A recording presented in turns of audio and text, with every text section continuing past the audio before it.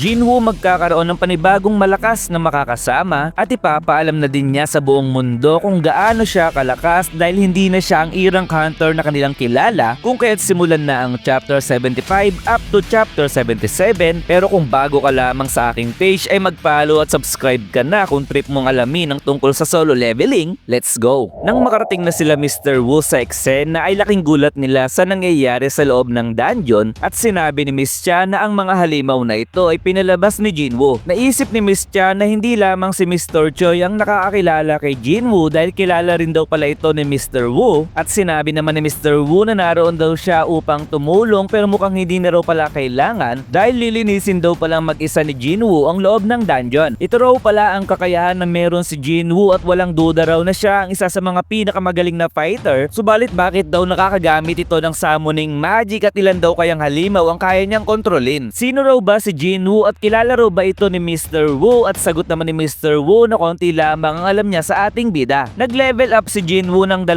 beses pagkatapos niyang talunin ng boss at tinatapos na din ng kanyang mga shadow ang natitira pang mga Balmond pero hindi niya raw kukuhanin ng mga rewards dahil pagmamay-ari ito ng Hunter's Guild. Kukuhanin niya daw ang shadow ng boss at doon ay binanggit niya na muli ang magic word na arouse at unti-unti nang nagpapakita ang shadow ng boss na siya namang kinagulat ng mga hunters. Ganun na din sila Mr. Wu at matagumpay na ngang naisamo ni Jinwoo ang boss. Ngayon daw na naging shadow na ang boss ay mas naging kalmado na ito at unang beses lamang niyang nakita ang rango na meron ito sapagkat ang standard, elite at knight lamang ang kanyang alam. Iniisip ni Jinwoo kung ano raw ang pangalan nito kanina pero dahil hindi niya na ito matandaan pa ay bibigyan na lamang niya ito ng bagong pangalan bilang Tas. Sa ngayon ay si Tas na ang pinakamalakas sa lahat ng kanyang shadow dahil nasa rango ito ng elite knight at ang pagkakaroon niya daw ng Army of Balmond ang pinakamalaki niyang reward sa labang ito dahil kaya niya ng kumontrol ng 127 shadows. Tinawag ni Mr. Wu si Jinwoo at laking gulat naman ng bida nang makita niya si Mr. Wu at Chahe dahil hindi niya napansin ang pagdating nito at tanong naman ng mga hunter kung paano naging porter ang katulad ni Jinwoo. Paano daw makakalusot si Jinwoo ngayong nakita na siya ng iba? Subalit biglang sinabi ni Mr. Wu na ang katauhan ni Jinwoo ay isang sekreto na hindi pa pwedeng sabihin sa public kung kaya't hindi raw sila pwedeng magkwento sa iba paglabas nila ng dungeon. Gagabayan daw nila si Jinwoo upang hindi magkaroon ng kaguluhan sapagkat dahil nakita siya ng mga hunter na galing sa pinakamalaking guild sa Korea na nilalabanan ng army ng mga Balmond ng mag-isa ay tiyak na magtatanong ang mga ito dahil nilagpasan na ni Jinwoo ang lakas ng isang S-rank hunter pero kung meron man daw silang katanungan ay kailangan nilang dumaan sa Hunter Association. Naiintindihan naman daw ni Kihon na kailangang isekreto ni Jinwoo ang kanyang katauhan dahil sa lakas na meron nito at hindi rin daw siya magtatanong kung bakit nag-volunteer ito bilang porter. Subalit nais daw nilang magpasalamat sa ating bida dahil niligtas nito ang kanilang buhay. Pinalik ni Jinwoo ang will ng healer sapagkat dahil hindi naman ito namatay ay siya na raw dapat ang magbigay nito sa kanyang pamilya at pagtawa na lamang ang nagawa ng healer sa harap ni Jinwoo dahil maaaring naalala niya ang mga eksena na porter lamang ang tingin niya sa ating bida. Habang papalabas sila Jinwoo ay tila ba may gustong sabihin si Miss Cha subalit tanong ng mage na kung bakit daw may daladala itong piko at bigla niyang tinanong kung paano daw kung napag-isipan siya ni Jinwoo na isa siyang weirdo at tanong ng mage kung sino raw ba ang tinutukoy nito pero sagot niyang muli nakalimutan na raw ang kanyang sinabi. Kinakabahan si Jinho sa pagkikita nila ng bida dahil na kay Jinwoo daw nakasalalay ang kanyang kapalaran pero lagi na lamang daw niyang iisipin kung bakit niya ito ginagawa. Dumating na si Jinwoo at dumiretso agad ito sa meeting place nila ni Jinho at naisip nito na nakakabilib daw talaga si Jinwoo dahil patuloy daw itong nagpapalakas. Doon ay sinabi ni Jinho ang tungkol sa pag-uusap nilang mag-ama at nalaman niya na alam na din ng ama ni Jinho ang tungkol sa Red Gate incident at tanong nito na upang maging guildmaster daw si Jinho ay kailangan daw pala ang kanyang tulong. Si Jinho na raw ang bahala sa lahat ng desisyon at wag daw itong ma-pressure subalit ang may sasabihin na si Jinho ay bigla na lamang pinutol ang eksena. Pinakita naman ang headquarters ng Hunters Guild at nagulat si Mr. Choi dahil naging taga-mina at porter si Jinwoo sa nangyaring raid sa dungeon. Wala raw idea si Kihon kung bakit daw ginawa ito ni Jinwoo pero sa palagay niya daw ay walang intensyon nito na guluhin ng kanilang raid. Hindi raw nila kayang i-clear ang dungeon dahil hindi raw isang regular na magic beast ang boss at dahil nasa alanganing sitwasyon na sila ay wala na raw nagawa si Jinwoo kundi mangialam sa laban. Noong una ay ang White Tiger Guild daw ang may utang na loob kay Jinwoo at ngayon naman daw ay sila naman ang may utang na loob dito. Kaya daw magsamo ni Jinwoo ng maraming halimaw at kaya rin daw nitong gumalaw na parang assassin at kaya rin daw nitong gawing soldier niya ang mga namatay na halimaw at paano raw kung meron pa itong ability na tinatago sa kanila. Kung ganun daw kalakas si Jinwoo ay gaano daw kalakas ito kung ikukumpara sa kanya, tanong ni Mr. Choi, at sagot naman ni Kiho na during raid daw ay pinupunan ng bawat miyembro ang kahinaan ng bawat isa at ang role ng grupo ay nahati bilang attacker, defender at support, pero sa oras daw na hindi ito mabuo ay maaaring mapunta sa alanganang sitwasyon ng grupo at yun daw ang karaniwang ginagawa nila. Pero si Jinwoo daw ay isang kakaibang nilalang at tinanong niya si Mr. Choi kung kaya daw ba nitong i-clear ang isang A-rank dungeon na nasa highest level ng mag-isa lamang, at naisip naman ni Mr. Choi na kahit gaano daw siya kalakas ay hirap siyang ipagtanggol ang sarili kung sakaling atakihin siya ng napakaraming halimaw ng sabay-sabay, kung kaya't naging sagot niya kay Kiho na hindi niya raw ito kayang gawin. Mukha daw ang bansag sa kanya bilang ultimate hunter ay nagmistulang biro sa presensya ni Jinwoo, at sinabi naman ni Kiho na wala daw siya sa posisyon upang sabihin ito, ngunit kailangan daw nilang ma-recruit ang ating bida. Kinabukasan, maraming journalists at reporters ang nasa harapan ng Hunter Association at wika naman ni Lee Min-sung na mukhang mas magiging sikat pa siya ngayon, at pinakita naman ng reporter ang magiging headlines bukas sa balita, at sagot naman ni Lee Min-sung na hindi na raw masama ito. Nagulat naman ang mga reporter nang biglang nagpakita sila Baek, Yunho at Mr. Choi at tanong ni Yunho na ano raw ba ang ginagawa ng mga reporter dito, at tanong ng mga kulugong ito na naroon daw ba ang dalawang S-rank hunter para i-recruit si Lee Min-sung. Tinatanong pa nila kung ano raw ba ang masasabi nila Yunho tungkol kay Lee Min-sung at sa palagay daw ba nila ay ano raw ang magiging rango nito, pero sagot ni Yunho na hindi raw siya naroon para kay Lee Min-sung. Wika naman ni Mr. Choi na si Lee Min-sung ay nakapirma na ng kontrata sa Fine Guild at naroon daw sila para sa ibang bagay na siya namang kinadismaya ng mga reporter. Napag-alaman daw ni Yunho na muntik nang magkaroon ng insidente kahapon sa Hunters Guild, pero sagot naman ni Mr. Choi na hindi naman daw sila nawala ng A-rank hunter gaya na nangyari sa White Tiger Guild na kinainis naman ni Yunho. Mukha daw nakatanggap silang dalawa ng tulong mula kay Jinwoo, at kung hindi raw dahil sa ating bida ay namatay na raw sana ang lahat ng hunter niya sa second tier, kung kaya't yun daw ang dahilan kung bakit kailangan niyang i-recruit si Jinwoo, wika ni Mr. Choi. Sagot naman ni Baek Yunho na malaki daw ang bensala na kanilang natamo kung kaya't mas kailangan daw nila si Jinwoo, pero sagot muli ni Mr. Choi na magsisimula daw ba sila Yunho ng digmaan upang kailanganin pa nila ng isang S-rank hunter. Bigla namang naantala silang dalawa nang biglang dumating si Mr. Lim na siyang guildmaster ng Fine Guild at tanong nito kung nag-aaway daw ba silang dalawa para kay Lee Min-sung. Subalit nagalit ang dalawa dahil wala daw silang pakialam kay Lee Min-sung o kahit ano pa ang pangalan nito, at nawalan naman ng kibo si Mr. Lim dahil ano raw ba ang problema nila. Natutuwa naman si Lee Min-sung dahil sa inaakala niyang pinag-aagawan siya ng dalawang S-rank hunter at sinabihan siya ng guard na magsimula na raw sila ng interview, at doon nga ay nagpakita na siya sa mga tao. Tanong naman ni Jinwoo na bakit daw napakaraming tao ngayon pero mukhang hindi naman daw alam nila ang tungkol sa kanya dahil hindi naman siya nakikilala, at paano raw kaya siya makakapasok sa loob ng building. Doon ay nakiraan si Jinwoo sa mga reporter upang dumaan, subalit tinarang siya ng guard ni Lee Min-sung dahil hindi raw ito maaaring dumaan sa entrance ng building. Sa isip ni Lee Min-sung na kung sino raw ba si Jinwoo at sana raw ay mapaalis na ito ng kanyang guard, at sinabi muli ng guard na hindi ito pwedeng dumaan, pero sinabi ng chairman na sino raw ba ang nagsabi na hindi pwedeng dumaan si Jinwoo sapagkat bisita niya raw ito ngayong araw. Naalala raw ba ni Lee Min-sung kung sino ang nagbigay ng pahintulot na magkaroon ng press conference sa harap ng building, at doon ay inalalayan na ng president ang ating bida. Tanong ng mga reporter kung sino raw ba si Jinwoo dahil hinatid pa ito ng chairman, samantalang si Lee Min-sung ay naiinis dahil sinira daw ng ating bida ang kanyang show, kung kaya tinutos niya sa guard na tuklasin daw ang katauhan ni Jinwoo dahil gusto niyang malaman kung gaano ito katanyag. Paano daw kaya niya maibabalik ang atensyon ng mga reporter sa kanya, kung kaya't nagpaalam na ito upang tumungo sa evaluation room, subalit hinarang siya nila Mr. Wu sa pinto at sinabing may isang hunter ang magsasagawa ng re-evaluation ngayon. Wala daw makakapasok ng building hanggat hindi natatapos ang re-evaluation ng 11 o'clock, at nagulat naman si Lee Min-sung sa kanyang narinig dahil kailangan pa niyang maghintay ng 30 minuto. Ang tinutukoy daw ba ni Mr. Wu ay yung lalaking pumasok kanina, at sinabi niyang muli na naroon daw ang mga reporter para sa kanyang evaluation at alam daw ito ng chairman, pero hindi pa rin daw siya pinapadaan sa pinto. Binulong niya kay Mr. Wu na hindi raw ba siya nito kilala, pero sagot ni Mr. Wu na maaari daw pumasok ito pagdating ng 11 o'clock, at sagot muli ni Lee Min-sung na malaki daw ang binibigay na sponsor money ng kanyang ama sa Hunter Association, at hindi raw ba nakikita ni Mr. Wu na maraming camera ang nakatutok sa kanila at sino raw ba ito para siya itrato ng ganito. Sigurado raw ba si Mr. Wu na kaya nitong harapin ang maaaring mangyari? Pero sagot naman ni Mr. Wu na oo naman at sagot muli ni Lee Min-sung na sino raw ba si Mr. Wu at meron daw bang special sa ating bida. Kung sasagutin daw ba ni Mr. Wu si Lee Min-sung ay kaya daw ba nitong harapin ang maaaring mangyari at doon ay bumahagang buntot ng mayabang na si Lee Min-sung. Sa pagdating nila Jinwoo ay naroon naman sila Mr. Choi at Yunho na naghihintay sa kanila at sinabi ng chairman na 1 oras nang naghihintay ang dalawa para sa ating bida. 2 taon na raw ang nakalipas nang magpakita ang isang S-rank hunter at dahil nasaksihan daw ng Hunters Guild ang kapangyarihan ni Jinwoo ay gusto raw talaga nitong siya ay mapasama sa kanilang guild. Dumating na sila sa evaluation room at tinanong si Jinwoo kung anong klaseng skill daw ba ang kaya nitong gamitin upang malaman nila kung saan ito ikakategorize at sagot naman ni Jinwoo na kaya niya daw magsamo ng halimaw na kinagulat ng evaluator. So kaya daw palang magsamo ni Jinwoo ng halimaw at wika naman ng chairman na hindi lamang daw siguro isa ang kaya nitong palabasin at sa isip ni Jinwoo na dahil marami ang nakakita sa kanyang ability ay wala na raw sense kung magsisinungaling pa siya at dahil raw marami siyang nakuwang shadow ball mode ay ito raw ang kanyang ipapakita. Doon ay nagulat ang chairman, nagulat din sila Mr. Choi at Yunho sapagkat pinalabas na ni Jinwoo ang kanyang mga shadow at kaya niya daw magsamon pa ng higit sa 100 at hindi naman makapaniwala ang evaluator na kaya pang magsamon ni Jinwoo ng 100 halimaw. Napakalakas daw ng magic power na tinataglay ni Jinwoo at yun daw pala ang totoo nitong kapangyarihan, subalit hindi naman daw ganito kalakas ang bida nang sila ay nagkita dati dahil ngayon daw ay nangingibabaw ang lakas nito kung ikukumpara sa kanya. Tinawag ni Baek Yunho si Jinwoo at sinabing kung meron daw ba itong oras para sila ay mag-usap, subalit tumingi ng sorry ang bida dahil meron pa daw siyang kailangang tapusin. Pinayuhan ng dalawa si Jinwoo na kung sila daw si Jinwoo ay hindi sila pupunta sa daan na yon at naisip naman ni Jinwoo na ibig daw bang sabihin nila Mr. Choi na pagsisisihan niya na hindi tanggapin ang kanilang offer, pero sa paglabas niya ng pinto ay bumungad sa kanya ang napakaraming kamera at napatanong kung ano raw ba ang nangyayari. Ano kaya ang gagawin ni Jinwoo ngayong alam na ng mga tao ang tungkol sa pagiging S-rank hunter niya? Kung kaya't samahan niyo akong alamin ang susunod na mangyayari at hanggang dito na lamang. Goodbye!